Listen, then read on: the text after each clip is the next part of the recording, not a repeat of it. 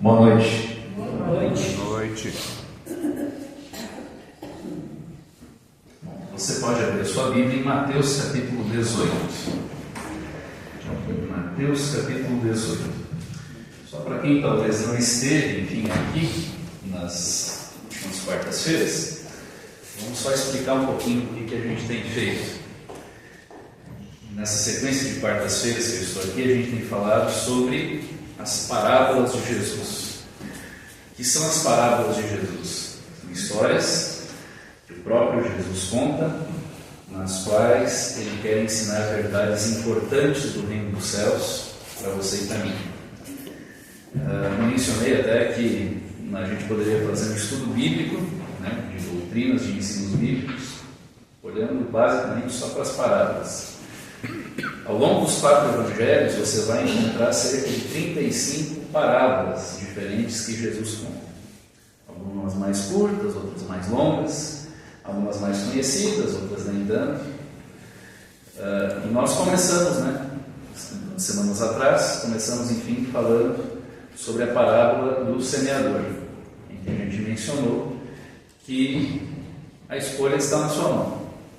A semente da palavra de Deus chega até você, mas é você quem define o que você vai fazer com ela.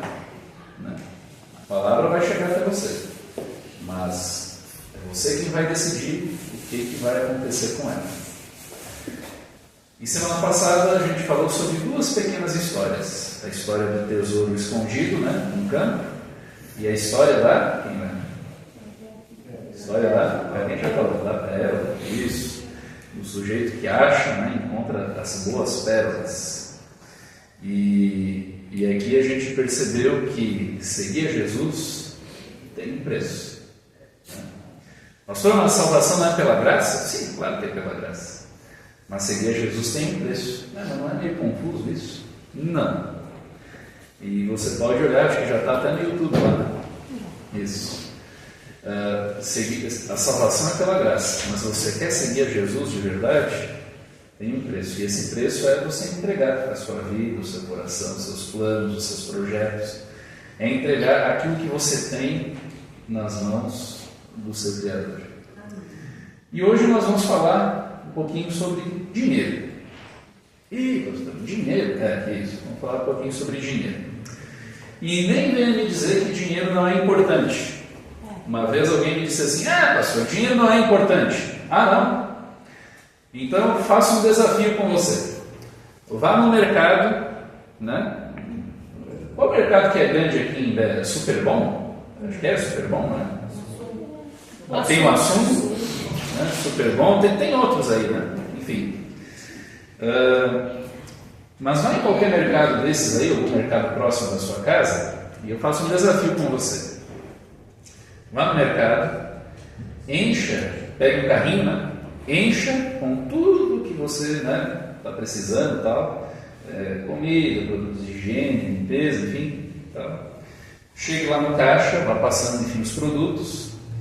Depois de passar os produtos, e a atendente, falar assim: olha, dá R$349,59.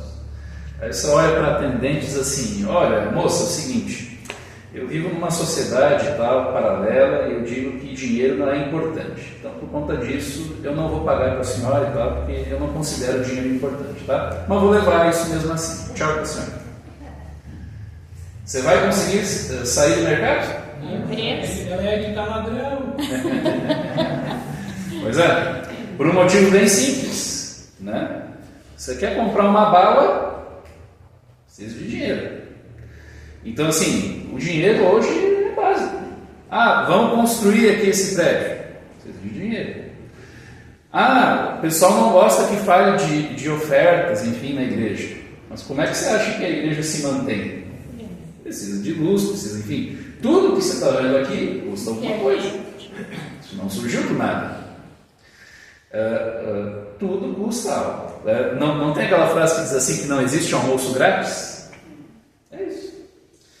Só que tem aquela questão que diz assim que o problema às vezes não é a questão até do quanto você ganha, mas o problema às vezes é como é que a gente administra aquilo que a gente ganha. Tanto é que você sabia que uma coisa que é muito comum nas famílias, né, brasileiras é o chamado endividamento. Né? Já faz um tempo que eu não olho essas estatísticas, mas a última vez que eu olhei, dizia que perto de 70% das famílias brasileiras tinham algum nível de endividamento. Alguns mais, outros menos, né? Alguns, enfim, já têm às vezes o salário do próximo mês todo comprometido, outros não, né? Tem uma outra conta, né, que já fez, enfim, mas que vai conseguir pagar. Mas boa parte das famílias não tem aquela coisa assim, recebi o salário, beleza, posso planejar, vou pagar isso. Não, quase todo mundo tem, nem minha mãe dizia assim, né? Na infância minha mãe dizia assim, vou lá receber, enfim, né, a pensão do teu falecido pai, porque eu estou devendo uma vela para cada santo, e aí vou sair, enfim, vou pagando o pessoal, né? Minha mãe dizia isso. Mas eu volto a dizer, às vezes o problema não é o quanto você ganha, às vezes o problema é como é que a gente vai gerir, né, aquilo que a gente tem. Uma das primeiras visitas que eu fiz como pastor, já no ministério, isso foi no meu primeiro ano de trabalho, eu visitei um casal, e esse casal tinha alguns problemas no relacionamento deles. Mas o problema do relacionamento deles não era assim, eles como casal, assim, um era bravo, outro não era. O problema era, eles não controlavam as finanças deles.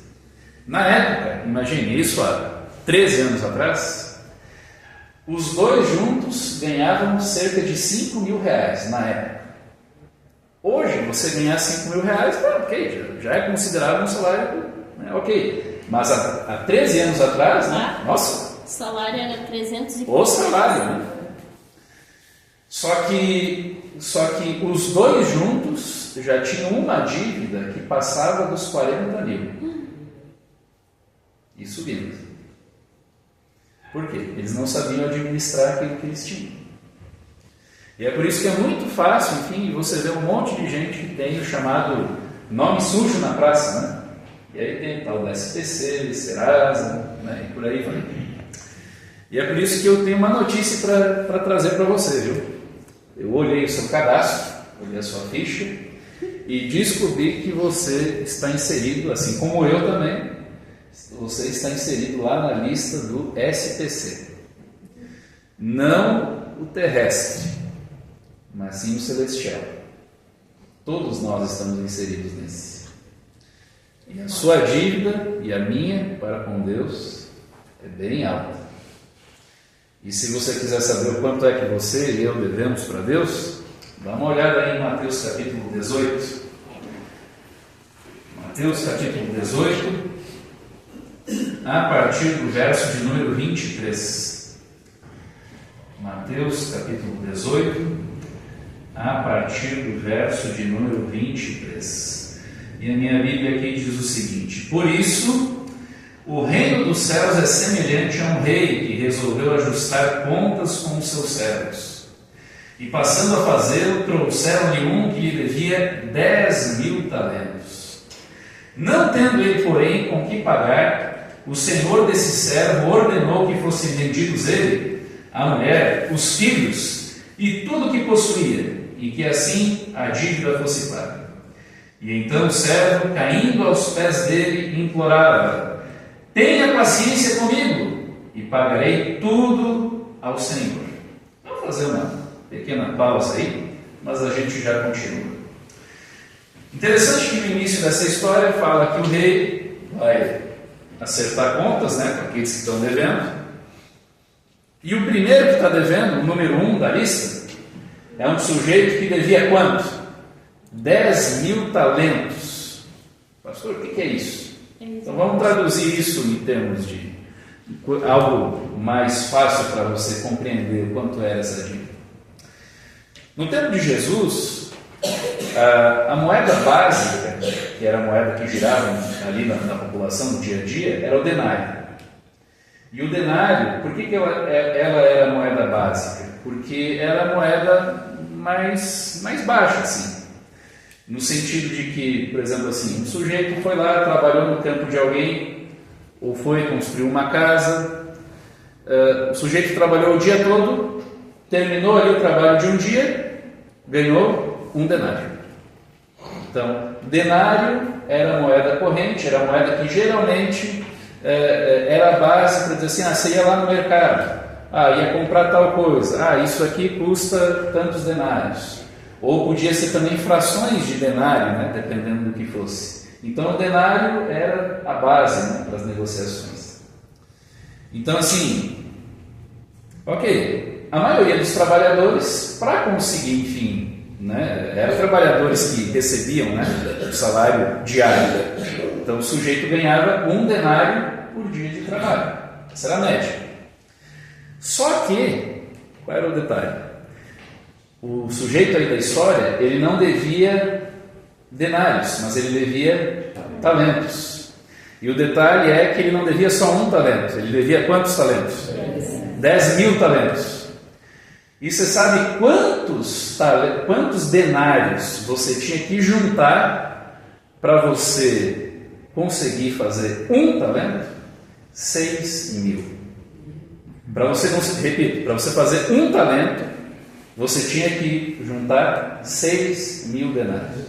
Ou seja, um trabalhador normal teria que trabalhar 6.000 dias, considerando sábado, domingo, feriado, e não gastar nada para conseguir juntar 1 talento. Só para você ter uma ideia da quantidade de dias, isso seria o equivalente a 60 milhões de dias de trabalho. Uma pessoa só, se ela fosse, enfim, trabalhar todos os dias, sem folga, sem feriado, sem sábado, sem domingo, sem feriado, se o sujeito trabalhasse todos os dias e não gastasse nada, o sujeito teria que trabalhar mais de 172.000 anos para juntar esse dinheiro e pagar. Ou seja, a dívida era impagável, não tinha como pagar. Existem estimativas da época que você não tinha 10.000 denários em toda a Palestina. Se você juntasse o dinheiro de todo mundo da região, você não tinha 10.000 talentos. Agora você imagina um sujeito tendo isso. Uma outra comparação, só para você ter uma ideia. Se você pegasse, por exemplo, e existisse naquele tempo uma fábrica de 10.000 funcionários, e esses funcionários recebessem o salário básico, que era a questão do 1 denário por dia, esses 10.000 talentos serviriam para sustentar essa fábrica, né, com os 10.000 funcionários, serviria para sustentar e pagar o salário deles por 20 anos. Ou seja, era algo, assim, uma pessoa, né, não teria como juntar esse dinheiro. A dívida era impagável. Só que o mais interessante é que o servo, o que ele faz? Ele tenta fazer o quê? Ele tenta negociar. Diz assim, o senhor se acalme, seja paciente, eu vou te pagar. Tinha alguma chance dele pagar? Nenhuma, zero. Nenhuma. E o que Jesus está querendo ilustrar aqui? Jesus está querendo ilustrar uma das faces do perdão. Porque o perdão aqui tem 2 faces. E a gente já vai falar melhor sobre isso. Por isso que talvez essa história poderia ser chamada de a história dos perdões. Mas o que Jesus quer ilustrar aqui? Primeiro, ele quer ilustrar que nós, diante de Deus, temos uma dívida que é impagável. E essa dívida impagável chama-se o quê? Pecados. A Bíblia é bem clara ao dizer que todos nós somos o quê? Pecadores. E Isaías 59, verso 2 diz que o pecado faz separação entre quem? Entre nós e Deus. E para piorar, Romanos capítulo 6 vai dizer que o salário do pecado é a morte. Então, se você for pagar essa dívida, você tem que pagar ela de que forma? Com a sua vida, você tem que morrer. E não é morrer assim, é morrer eternamente. Então, por isso que não tem. E aí o sujeito às vezes não seja paciente, eu vou te pagar. Não tem. Quem pensa assim, e hoje tem muita gente que pensa assim, que nem se serve, são aquelas pessoas que acham que fazendo coisas direitinho, fazendo coisas certinhas, elas vão alcançar a salvação fazendo boas coisas. E não tem. Às vezes as pessoas acham, não, mas se eu fizer tudo direitinho, né? Eu lembro que um colega pastor disse uma vez, né, que uma pessoa uma vez falou assim, pois é, pastor, eu estou lidando com um pecado muito grave, né? E aí a pessoa quis comparar, né? Davi adulterou, né? E aí foi citando, né, os pecados, né, dos personagens da Bíblia, né? Davi, né, enfim, adulterou.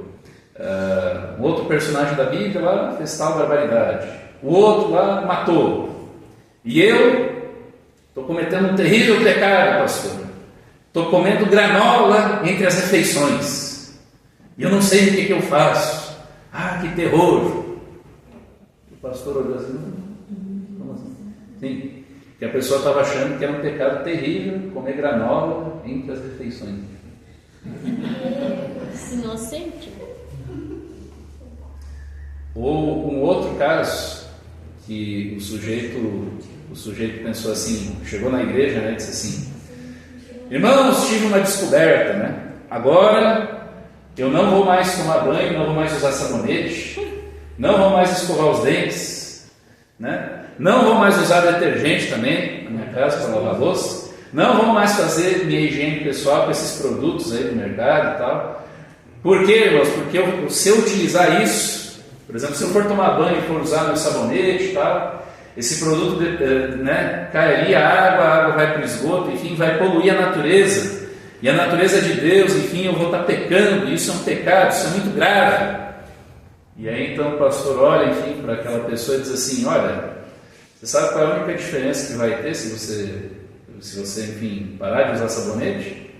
A diferença é que antes você era um pecador mais cheiroso, agora você vai ser um pecador fedido. Não é isso que vai fazer uma pessoa ser, entre aspas, melhor diante de Deus ou não.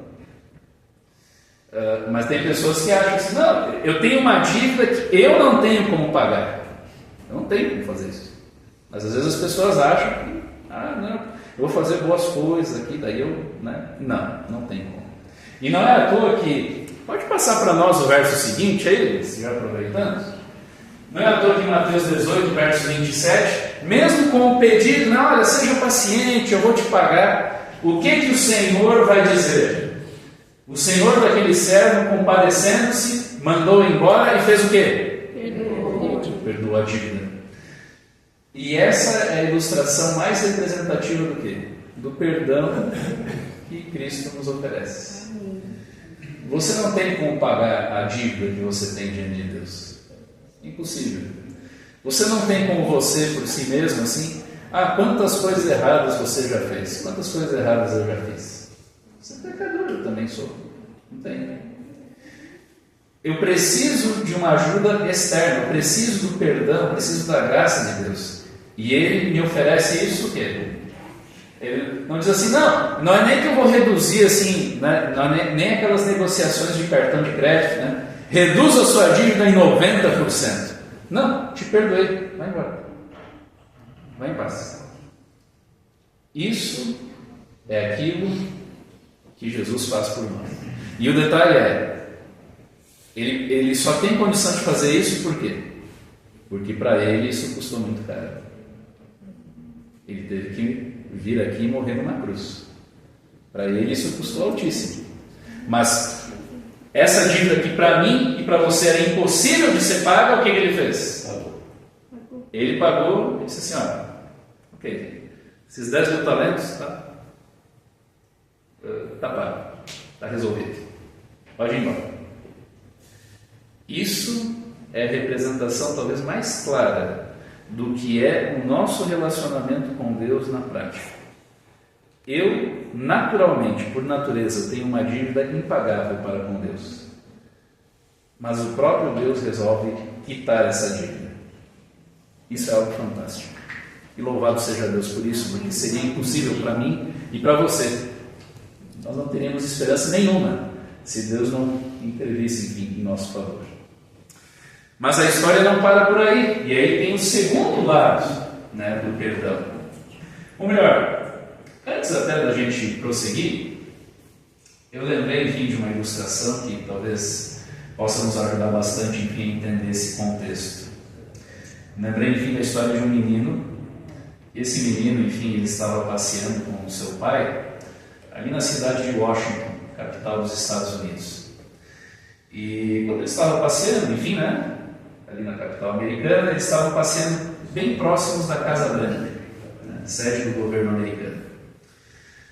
Quando, de repente, né, enfim, o menino, enfim, olhou, né, para a Casa Branca, né, ao longe, assim, achou muito bonito o prédio, e disse assim: pai, a gente tem que morar nessa casa, essa casa tem que ser nossa, eu quero comprar essa casa.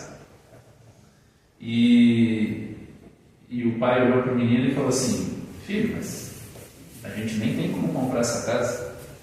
E o menino falou assim: não, pai, que é isso? O senhor lembra a mesada que o senhor já me dá há alguns anos? Eu já economizei, eu tirei, enfim, alguns centavinhos e tal, eu tenho minhas economias, eu já tenho dinheiro suficiente para comprar a Casa Branca. E o pai, enfim, né, rindo e tal, não, filho, que é isso? E o menino insistiu: não, pai, com quem será que eu converso para poder, enfim, dar o dinheiro e comprar a Casa Branca? E aí o pai, enfim, né, deixando que o menino sonhasse um pouco mais, o pai disse assim: filho, ali na frente tem um guarda, vai e fala com ele.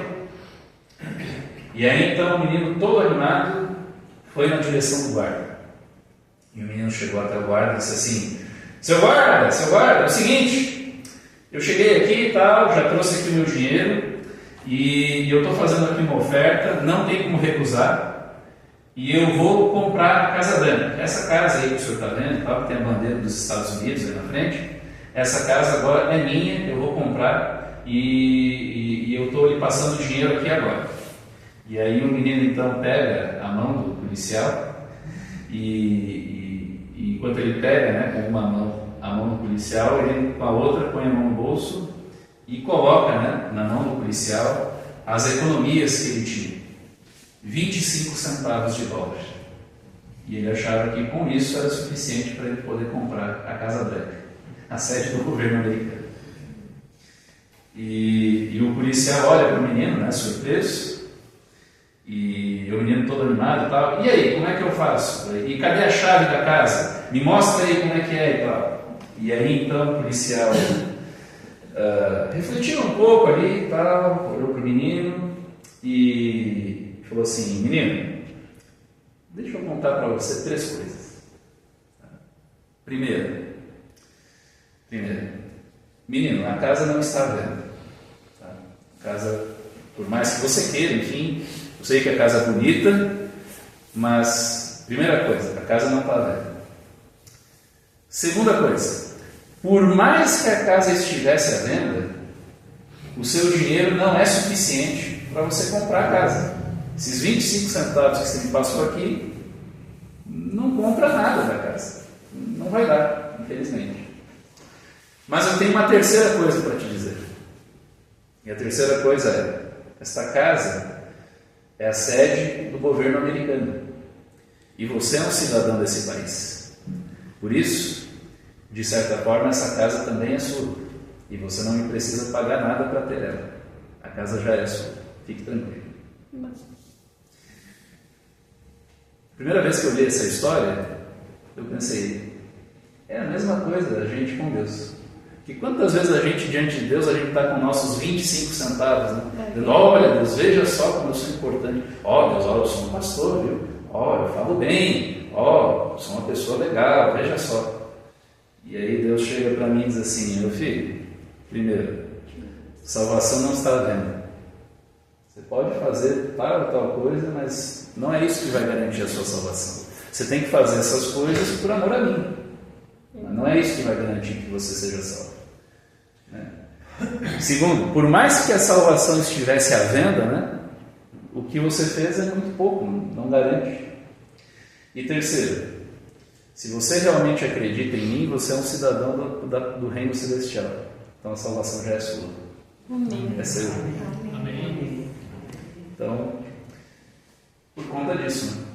A nossa dívida é 10 mil talentos. Mas o Senhor pagou essa dívida e nos perdoou. Amém. Amém. Mas aí vem o outro lado da história. E aqui, veja só o que é dito então em Mateus capítulo 18, a partir aqui do verso de número 28. Mateus 18, a partir do verso 28. Saindo, porém, aquele servo, encontrou um dos seus conservos que lhe devia 100 denários. Agarrando-o, começou a sufocá-lo, dizendo: pague-me o que você me deve. E então o seu conservo, caindo aos pés dele, pedia: tenha paciência comigo, e pagarei tudo a você. Ele, porém, não quis. Pelo contrário, foi e o lançou na prisão, até que saldasse a dívida. Vendo os seus companheiros o que havia acontecido, ficaram muito tristes e foram relatar ao seu senhor tudo o que havia acontecido. E então o senhor, chamando aquele servo, lhe disse: servo malvado, lhe perdoei aquela dívida toda porque você me implorou. Será que você também não devia ter compaixão do seu conservo, assim como eu tive compaixão de você? E indignando-se, o Senhor o entregou aquele servo aos carrascos, até que lhe pagasse toda a dívida. E veja só a lição que aparece no verso 35. Assim também o meu Pai, que está no céu, fará com vocês, se do íntimo não perdoarem cada um a seu irmão. Misericórdia. Interessante que esse que foi perdoado agora foi falar com um servo, né? Com alguém ali do reino. E o sujeito devia para ele quanto? 100 denários. Também é bastante dinheiro, mas comparado aos 10 mil talentos, é um pingo, não é nada. 100 denários seria mais ou menos o equivalente aí considerando os feriados, né, as folgas, seria próximo de 4 meses de salário de um trabalhador. Então, uma dívida, enfim, uma dívida que todos nós aqui de alguma forma poderíamos ter. Mas o fato é, o sujeito acabou de ser perdoado de uma dívida de 10 mil talentos. Agora ele chegou, não, ele vai exercer de misericórdia também, né? Não. Haga o que você me deve. A mesma frase que esse que foi perdoado utilizou, né? Rei, seja paciente comigo, eu vou te pagar. Ele também ouve: seja paciente comigo, eu vou te pagar. Mas o que esse que foi perdoado fez? Jogou o sujeito na prisão. E quando o rei soube, foi chamado. E obviamente você já deve ter entendido a grande moral da história, né? Que a grande questão é: como é que eu quero pedir e como é que eu quero ter o perdão de Deus se eu não sou capaz de perdoar aquele ou aquela pessoa que me ofendeu? Porque a minha dívida para com Deus é muito maior do que a dívida que aquela pessoa tem para comigo. E é por isso que o verso 35 diz: assim meu Pai Celeste vos fará. Você quer receber o perdão? Ótimo. Então, perdoe. Mas sempre quando eu falo sobre esse assunto, eu sei que sempre tem pessoas que dizem assim: pastor, mas o senhor não sabe a minha história. Porque o fulano lá não merece perdão. Porque o Beltrano lá fez isso e aquilo lá. Porque teve tal situação. Sim, você também não sabe a minha história. Quando eu era criança, teve uma ocasião que, juntamente com a minha mãe, meu pai já era falecido, e nós fomos visitar a minha irmã mais velha.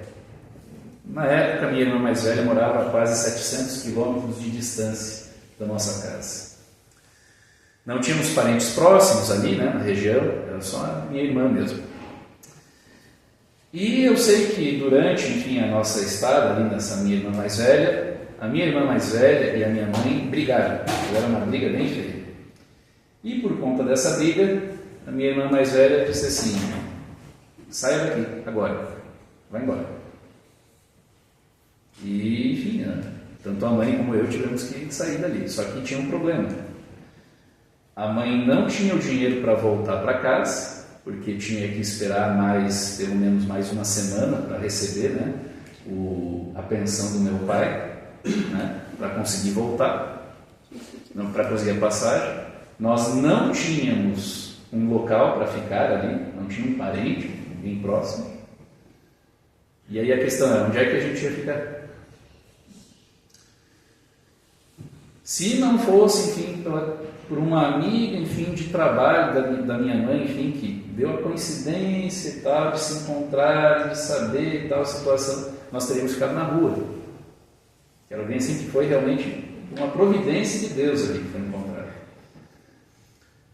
Mas isso foi algo isso aconteceu quando eu era criança, né? Eu sempre guardei um ressentimento terrível em relação à minha irmã. Poxa, como é que minha irmã nos deixou nessa situação, né? Deixar a gente, enfim, na rua, né? E tanto é que, passados vários anos desse episódio, a minha irmã às vezes até ia nos visitar, enfim, e eu me escondia. Uma vez, enfim, que ela queria falar comigo, e eu fui e me escondi, né? Meu avô, né, morava com os meus avós, e eu fui me esconder atrás de umas jabuticabeiras, né? E fiquei lá escondido junto da jabuticabeira, assim, chorando de raiva. Eu pensei assim, bem capaz que eu vou falar, enfim, com essa traidora, né? E sabe quando é que eu fui justamente poder, enfim, falar, enfim, ou conversar com a minha irmã? Só no momento em que eu estudei a palavra e entendi que, na verdade, a minha dívida para com Deus é muito maior do que a dívida que a minha irmã, porventura, tivesse comigo. Hoje, a minha irmã, da minha família de sangue, é uma das pessoas assim com quem eu tenho mais contato. Posso conversar, enfim, uma das pessoas até mais abertas, apesar, enfim, dela ser espírita, enfim. Mas ela já leu até o livro Grande Conflito, para você ter uma ideia. Então, assim, hoje a gente vai, conversa, eu vou, visito, enfim, tranquilo. Hoje posso falar disso sem aquele peso terrível dentro do coração, assim, nossa, olha só, eu durmo e acordo, fico pensando nisso, fico ali me martelando e tal. Não, hoje eu vivo em paz com isso. Amém. Mas eu conheço muita gente que não vive em paz, com coisas às vezes que passam anos e anos e anos. Às vezes a pessoa que magoou, que machucou você não está nem aí, ou até já morreu, mas você fica carregando e levando isso e ficando assim, não, mas eu já esqueci, não esqueceu coisa nenhuma, fica lá, né? Fica lá, martelando, fica lá, tá? Pois é, pastor, mas eu não consigo. Então clame a Deus, porque Deus não quer que você viva nessa situação. Deus não quer que você fique assim. E também não considere assim coisa do tipo assim, mas a pessoa não merece. A questão não é a pessoa merecer ou não merecer. Até porque o seu perdão não vai tirar aquilo que a pessoa tem que, vamos dizer assim, pagar, né? As consequências do ato. Eu posso perdoar o bandido que assaltou minha casa, mas o meu perdão não vai tirar o fato dele ter que pagar um processo e ser, se for o caso, preso por isso. Mas eu tenho que aprender a perdoar para que eu possa viver o quê? Sem culpa, né? Sem mágoa no coração por isso. Uma outra coisa também, né? Mas eu não vou perdoar, enfim, porque a pessoa pode estar me pedindo perdão, mas não está sendo sincera. Esses dias, né? O Felipe até falou, e agradeço que ele falou, enfim, que estou fazendo um bom trabalho. Nem todo mundo acha isso, né? Mas Jesus não agradou a todos, né? Não sou eu que vou agradar. E esses dias eu estava resolvendo, enfim, um conflito entre irmãos aí, e os irmãos, enfim, brigando e tal, e de repente, um dos irmãos, enfim, falou, pois é, não, eu errei, eu peço desculpa. Mas está pedindo desculpa, mas você não está acreditando nas suas palavras.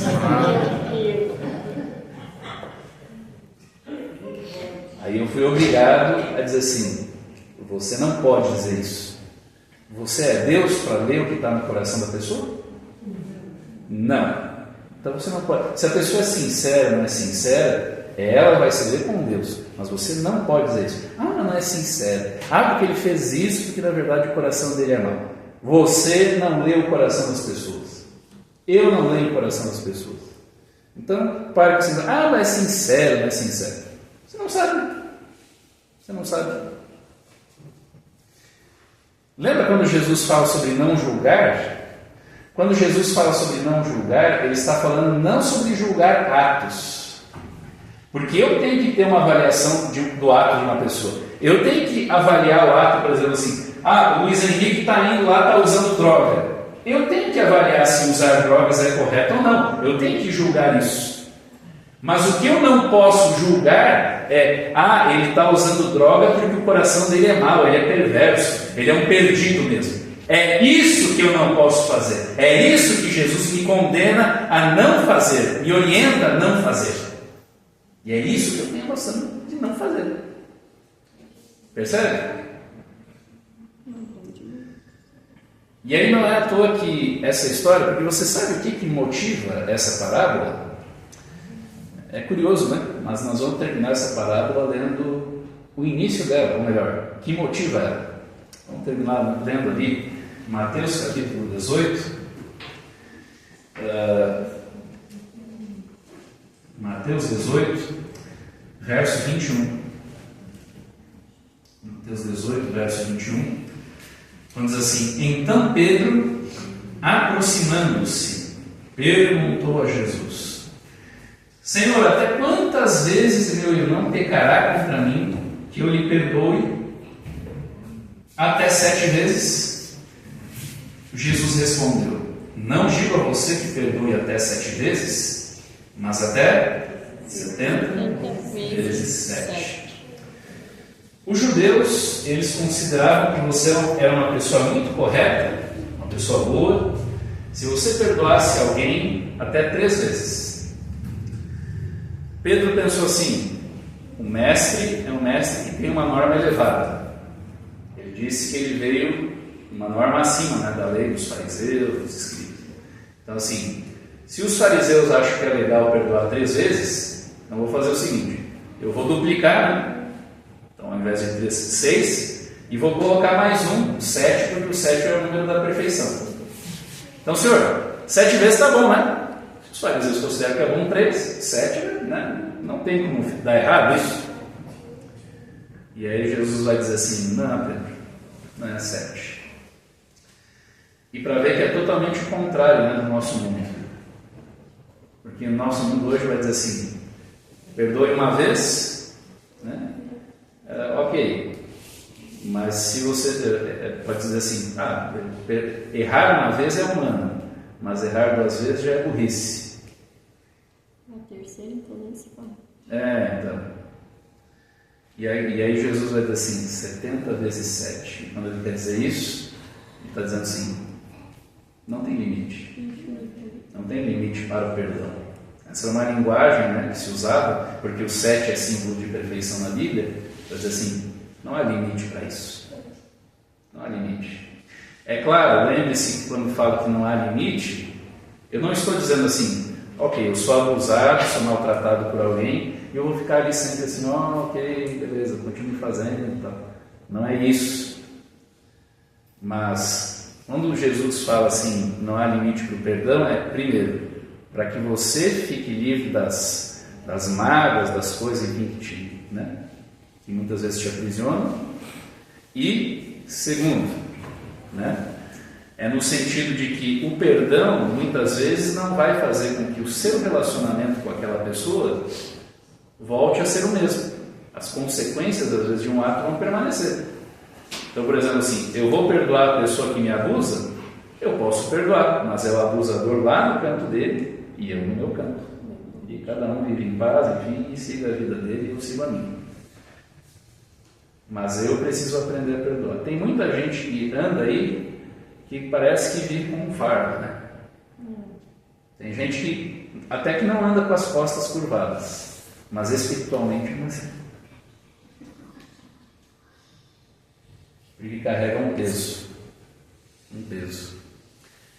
Por que você acha que Jesus diz assim: vinde a mim os que estão cansados e sobrecarregados? Porque ele sabe que a gente é especialista em ficar carregando e colocando coisas que a gente não deveria colocar. Ele sabe disso. Por isso, eu termino dizendo assim: você tem que perdoar alguém? Perdoe. Você tem que pedir perdão para alguém? Peça. Não? Eu não sei qual é a sua situação, qual é o seu contexto, mas não deixe para amanhã o que você pode fazer hoje. Não deixe para amanhã, porque a gente nem sabe se vai ter amanhã para isso. Vamos terminar cantando um hino que fala justamente sobre o nosso pedido de perdão a Deus. É um hino Infinita Graça. Ao som da música, nos colocamos em pé.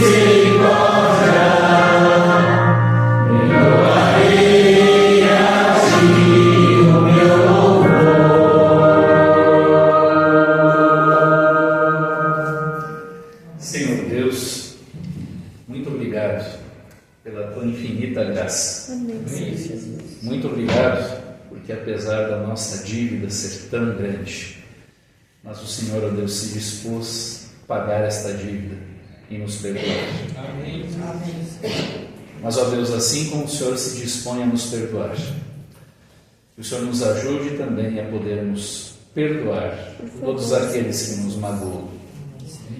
E nos ajude também, ó Deus, a termos a coragem suficiente para pedir perdão também quando necessário. Pai, todos nós somos falhos. Muitas vezes, ó Deus, até, enfim, sem querer, sem intenção, podemos ferir, podemos magoar alguém.